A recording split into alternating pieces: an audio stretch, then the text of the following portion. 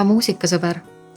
Oled oodatud minu muusikaalbumi Hingerännak esitluskontserdile, mis toimub Viljandis Sakala keskuse suures saalis 22. märtsil kell 6.